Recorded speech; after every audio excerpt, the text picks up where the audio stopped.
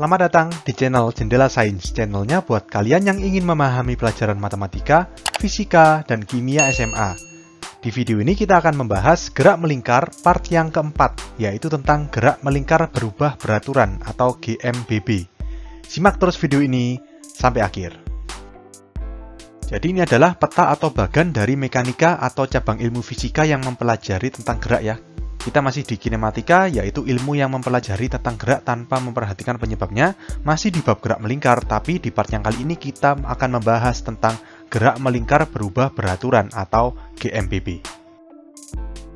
Berikut akan ditampilkan tabel bagaimana perbedaan antara gerak melingkar beraturan atau GMB dan gerak melingkar berubah beraturan atau GMBB.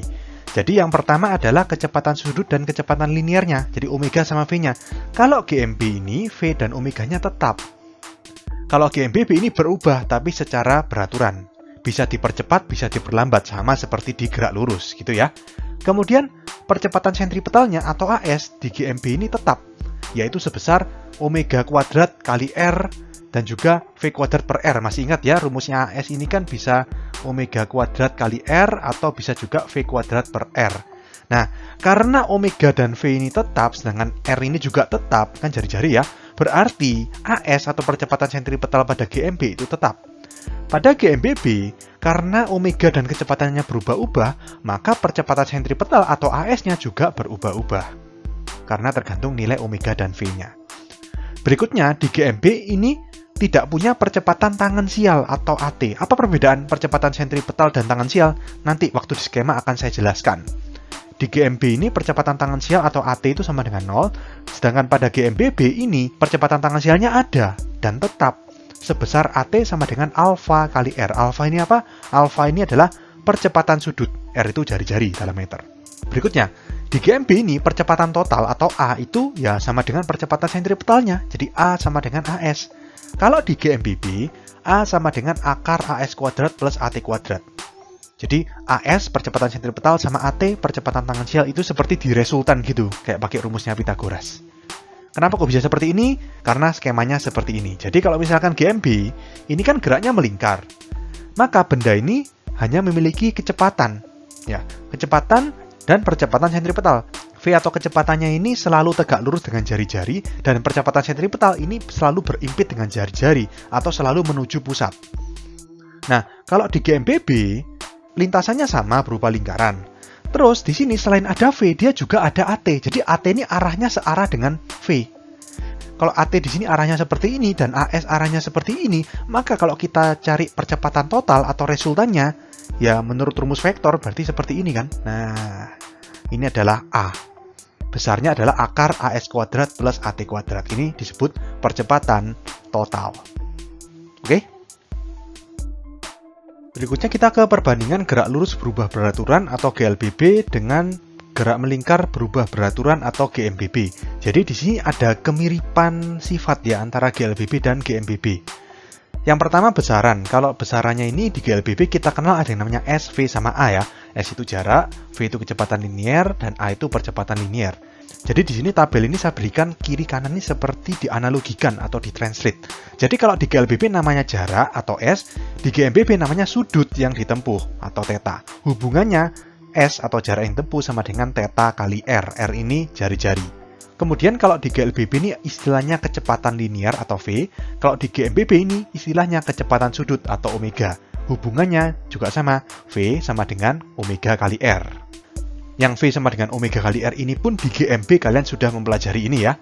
Lalu yang ketiga, di sini ada percepatan linier, itu kan A. Kalau percepatan sudut itu alfa. Hubungannya A sama dengan alfa kali R. Nah, A di sini itu di GMBB namanya percepatan tangensial. AT sama dengan alfa kali R. Oke? Kemudian rumusnya di sini kalau GLB kita tahu kan VT sama dengan V0 plus AT. Jadi di sini tinggal diubah. Ini seperti kamus gitu ya.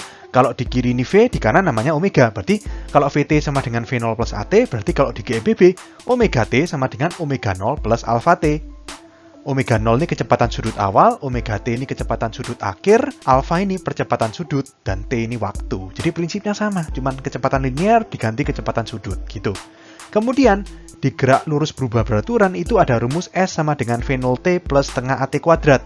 Di sini S itu ditranslate gitu kan ya. Ditranslate menjadi theta. Berarti theta sama dengan omega 0T plus setengah alfa T kuadrat.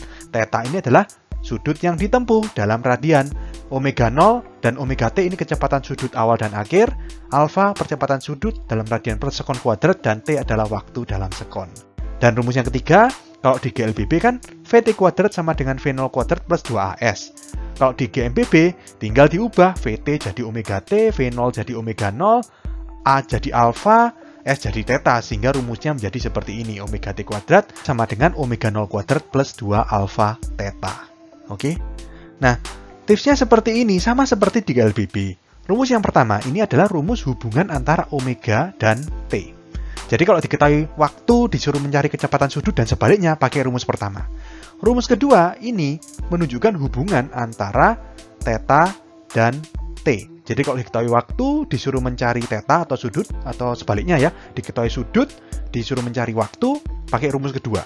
Dan rumus yang ketiga ini menunjukkan hubungan antara omega dan theta. Jadi kalau diketahui kecepatan sudut, disuruh nyari sudut atau sebaliknya, itu kita pakai rumus yang ketiga. Oke? Kita langsung ke contoh soal. Sebuah benda yang mula-mula diam, kemudian berputar dengan percepatan sudut tetap dan mencapai kecepatan sudut 600 per pi rpm. Jika percepatan tangan sial 2 meter per sekon kuadrat dan jari-jari lintasan 10 cm, tentukan besar sudut yang ditempuh.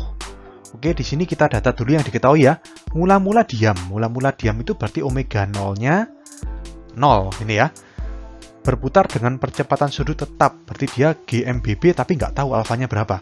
Dan mencapai kecepatan sudut 600 per pi rpm. Nah, di sini hati-hati. RPM bukan kecepatan sudut, tapi F. Berarti FT itu ya. Frekuensi akhir. Frekuensi akhir berarti FT sama dengan 600 per pi rpm. Kita jadikan Hertz bagi 60 ya. Bagi 60 berarti 10. 10 per pi Hertz. Kita cari omeganya dulu ya. Omega T berarti 2πf. 2πft. Berarti 2pi dikali FT-nya 10 per pi. Pi-nya dicoret. 2 kali 10 berarti 20 ya. Omega T-nya kita dapatkan sebesar 20 radian per sekon. Lalu di situ diketahui percepatan tangan sial AT berarti ya.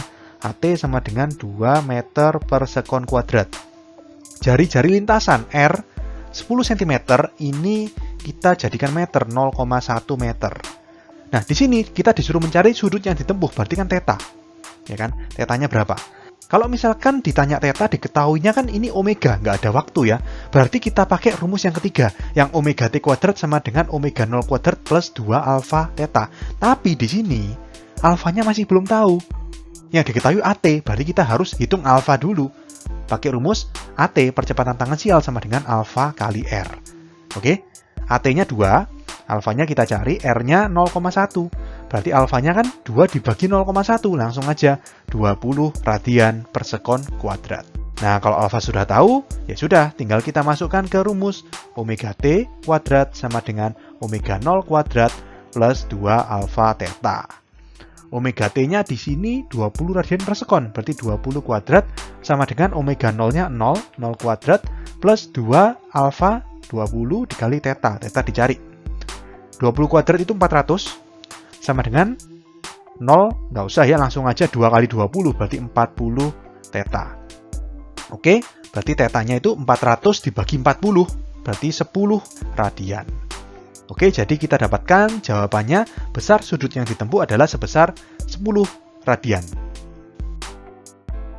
Kita ke contoh soal berikutnya. Sebuah partikel berputar dengan laju sudut mula-mula 6 radian per sekon dan jari-jari 50 cm.